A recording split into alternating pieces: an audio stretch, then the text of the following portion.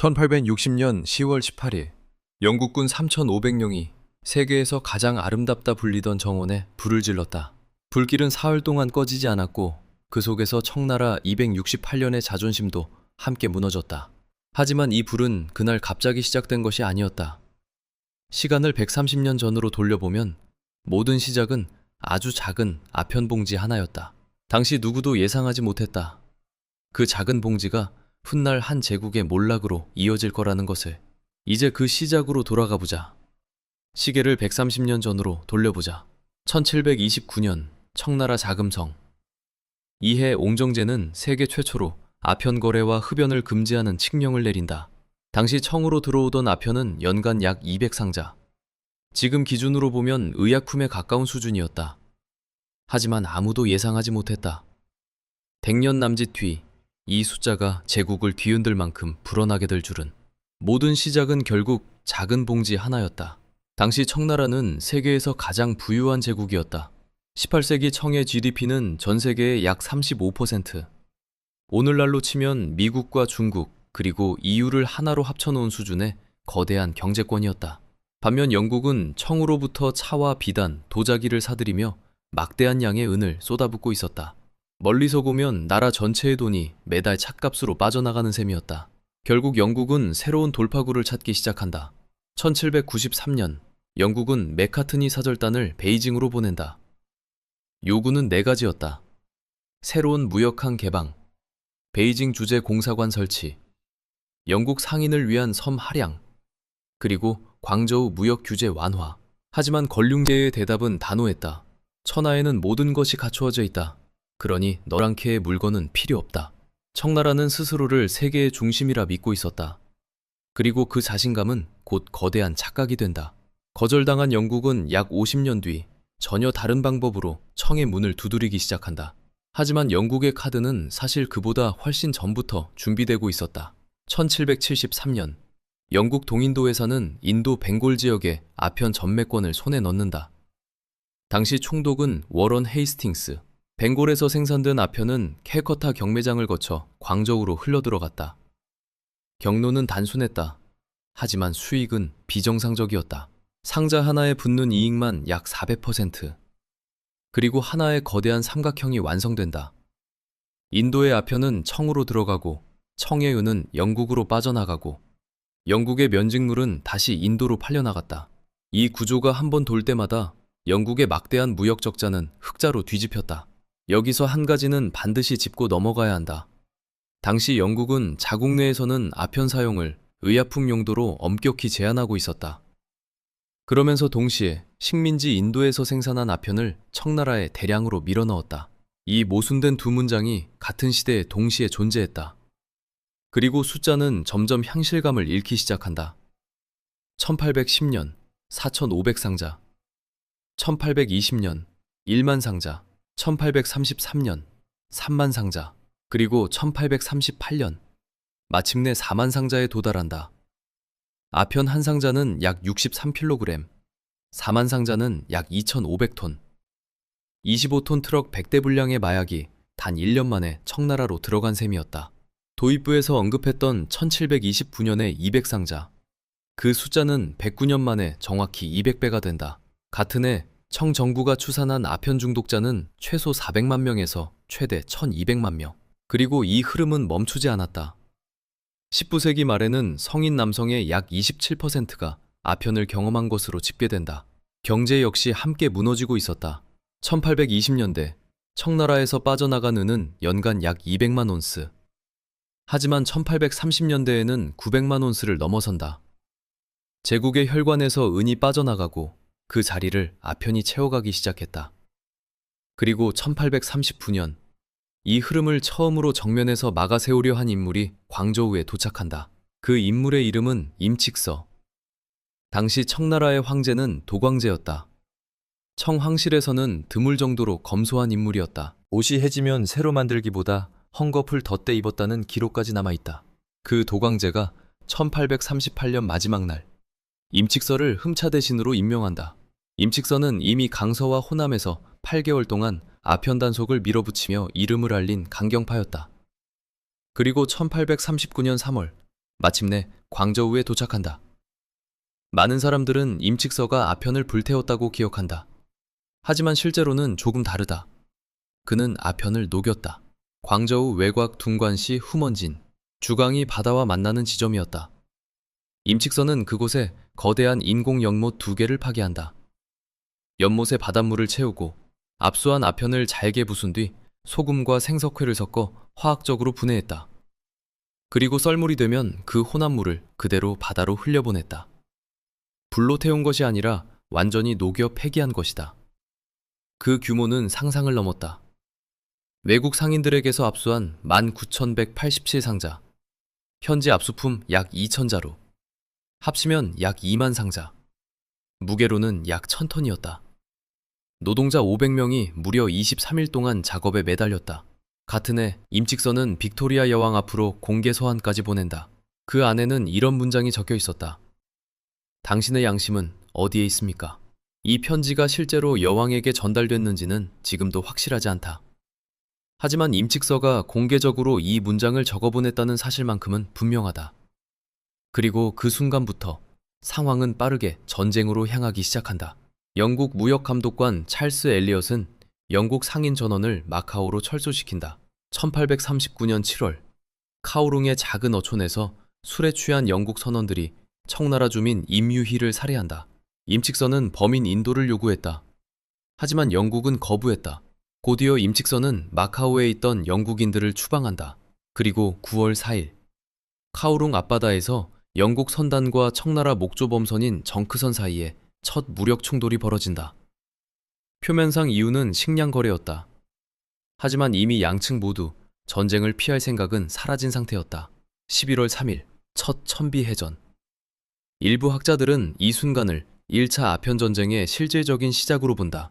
그리고 다음해 봄, 런던 의회에서 청나라의 운명이 단 9표 차이로 갈리게 된다. 해가 바뀐 1840년 4월 8일, 런던 웨스트민스터 영국 하원 본의장, 한 젊은 의원이 자리에서 일어난다. 나이는 30, 이름은 윌리엄 글래드스턴. 훗날 4차례나 영국 총리를 지내게 되는 인물이다. 그리고 그는 누구보다 가까운 곳에서 아편의 파괴력을 본 사람이었다. 누이 헬렌이 아편 중독으로 무너지는 모습을 직접 지켜봤기 때문이다. 그날 글래드스턴은 의회 한복판에서 이렇게 말한다. 나는 이보다 더 부정의한 전쟁을 알지 못한다. 영국 국기가 마약 무역의 보호자로 펄럭이는 것이 부끄럽다. 하지만 하루 뒤인 4월 9일, 운명을 가르는 표결이 시작된다. 보수당의 그레이엄 의원은 정부를 비판하는 동의안을 제출한다. 핵심은 단순했다.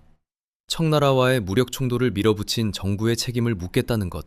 결과는 찬성 262표, 반대 271표. 단 9표 차이였다. 흔히 9표 차로 아편 전쟁이 통과됐다고 알려져 있지만 엄밀히 말하면 조금 다르다.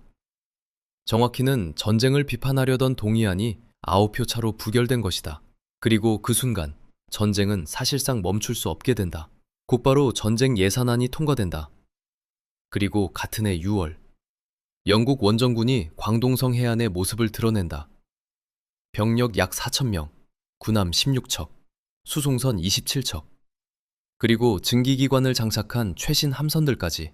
세계 GDP의 35%를 차지하던 거대한 제국 청나라는 바다 위에서 속수무책이었다. 청의 정크선들은 증기기관과 함포 앞에서 일방적으로 부서져 나간다. 1841년 1월, 영국은 홍콩섬에 깃발을 꽂는다. 1842년 7월에는 양쯔강의 요충지 진강이 함락되고 한 달 뒤 영국 함대는 난징 바로 앞까지 올라온다. 그리고 1842년 8월 29일, 양쯔강 위에 정박한 영국 군함 코널리스호 갑판에서 청나라의 운명을 바꿔놓을 문서 한 장이 펼쳐진다. 난징조약. 중국 근대사 최초의 불평등 조약이었다. 홍콩섬은 영구히 영국에 할양된다. 광저우, 샤먼, 푸저우, 닝보, 상하이 5항구가 개항된다. 독점무역을 장악하던 공행은 폐지되고 청나라는 2,100만 원 달러의 배상금까지 떠안는다. 폐기된 아편값 600만, 영국 상인의 손실금 300만, 그리고 전쟁 비용 1,200만. 결국 청나라는 자신들을 침략한 나라의 전쟁 비용까지 대신 지불하게 된다. 한편 후먼 해안에서 아편을 녹여 폐기했던 임칙서는 이미 그보다 2년 전인 1840년 패전의 책임을 뒤집어 쓴 채 신장 1위로 유배된 상태였다. 그리고 다시 돌아와 생각해보면 그날 표결에 참가한 의원은 모두 533명. 그중 단 5명만 마음을 바꿨더라도 난징 조약도 홍콩 할양도 어쩌면 이후의 중국 근대사 자체가 달라졌을지도 모른다. 하지만 한 번 무너진 둑은 생각보다 훨씬 빠르게 붕괴된다. 그리고 17년 뒤 우리는 다시 그 모닥불의 자리로 돌아가게 된다. 1차 아편전쟁이 끝난 뒤에도 아이러니는 계속된다. 청나라는 이제 스스로 아편을 재배하기 시작한다. 영국산 아편을 막으려 했지만 이미 시장 자체가 무너진 뒤였다. 반대로 영국은 다시 무역 적자에 시달리기 시작했고 새로운 압박 카드가 필요해졌다. 그리고 1856년 10월 8일 광저우 앞바다에서 작은 사건 하나가 벌어진다. 청관원이 화물선 에로호를 임검한 것이다. 문제는 이 배의 영국 등록이 이미 11일 전에 만료된 상태였다는 점이다. 법적으로 보면 영국기를 달 자격조차 없었다. 즉, 청측 단속에는 큰 문제가 없었다. 하지만 영국은 곧바로 영국 국기에 대한 모독을 주장한다. 그리고 불과 보름 뒤인 10월 23일, 영국 군함 4척이 광저우 인근 요새를 포격한다. 2차 아편전쟁의 시작이었다. 이번에는 프랑스도 합류한다. 명분은 같은 해 광시에서 처형된 프랑스 선교사 사건이었다. 1858년 6월, 청나라는 다시 텐진 조약에 서명한다.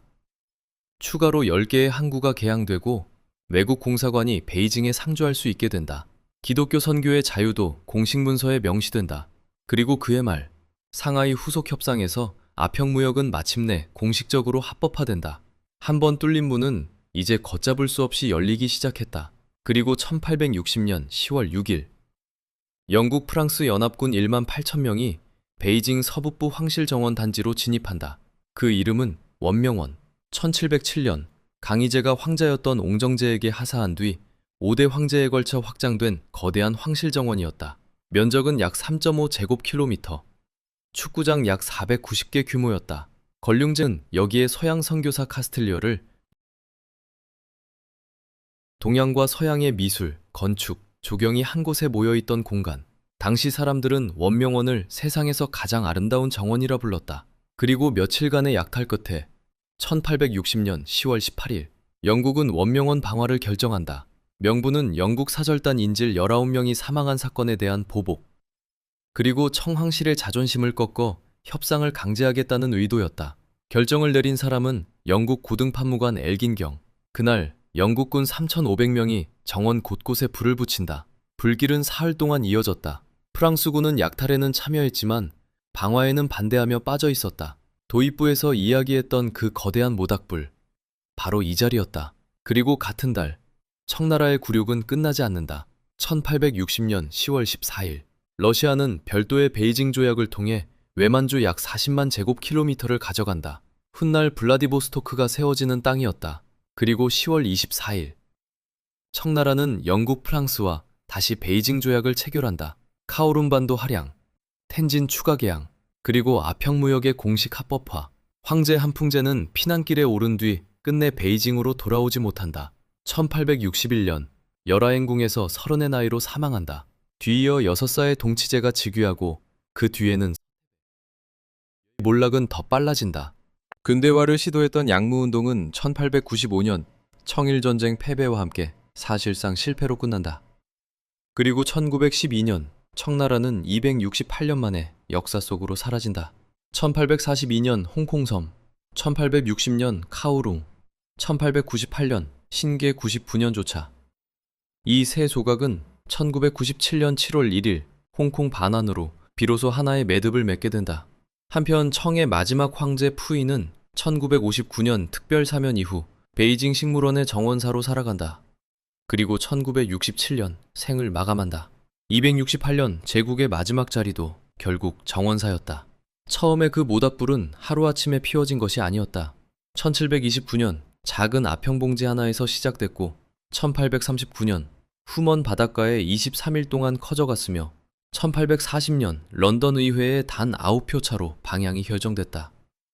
그리고 마침내 1860년 베이징 황실 정원에서 사흘 동안 타올랐다. 그리고 이 사건의 흔적은 지금도 완전히 끝나지 않은 채 남아있다.